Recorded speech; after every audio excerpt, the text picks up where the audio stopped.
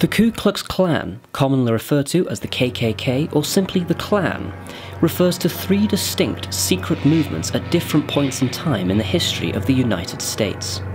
Each has advocated extremist reactionary positions such as white supremacy, white nationalism, anti-immigration, and especially in later iterations, Nordicism and anti-Catholicism.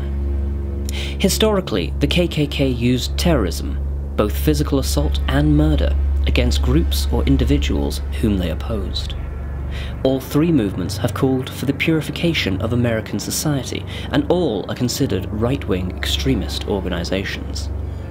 In each era, membership was secret, and estimates of the total were highly exaggerated.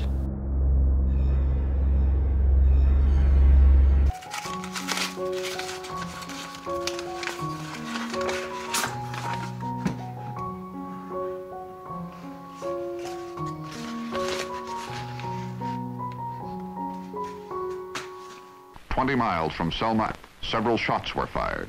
The driverless car veered off the highway and came to a stop at a cattle fence. Mrs. Liuzzo was dead. Arrested and charged with murder were three alleged members of the Ku Klux Klan.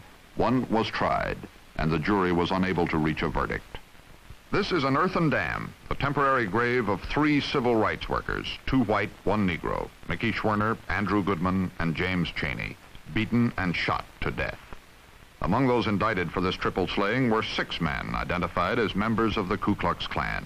None has been brought to trial. In this automobile, Reserve Lieutenant Colonel Lemuel Penn was killed by a shotgun blast while riding through Colbert, Georgia. Arrested for this crime were 4 Knights of the Ku Klux Klan. 2 Klansmen were tried and acquitted.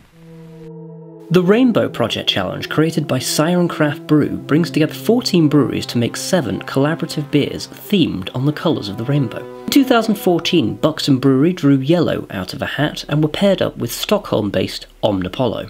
We all sat down and discussed what we could brew based on the idea of yellow. After some time, we arrived at the consensus that the prime meaning or idea expressed by the colour yellow is cowardice. Our next challenge was to transpose this idea and our sentiments around it into a beer.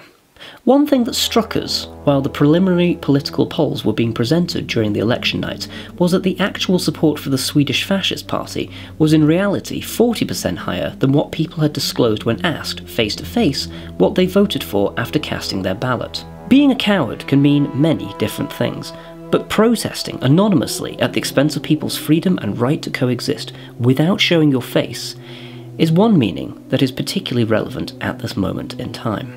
But I guess the question from the Anti-Defamation League is, even if you don't know about their endorsement, there are these groups and individuals endorsing you, would you just say unequivocally you condemn them and you don't want their support?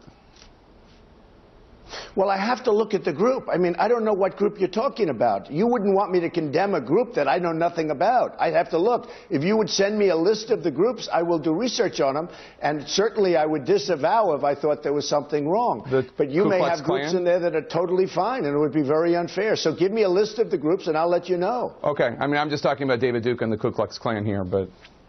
I don't know, honestly, I don't know David Duke. I don't believe I've ever met him. I'm pretty sure I didn't meet him, and I just don't know anything about him. With all this in mind, for our yellow beer, we made an 11% peanut butter and biscuit imperial stout. Except there are no peanuts or biscuits in it, and it is in no way yellow. We then dressed it in the most hateful, cowardly, anonymous costume we know of. This beer, while attempting to make a commentary on the current political winds blowing through Europe, is above all meant to be enjoyed as a celebration of all things new, open-minded and progressive. Oh, and for the record of this video, yes, the beer is delicious.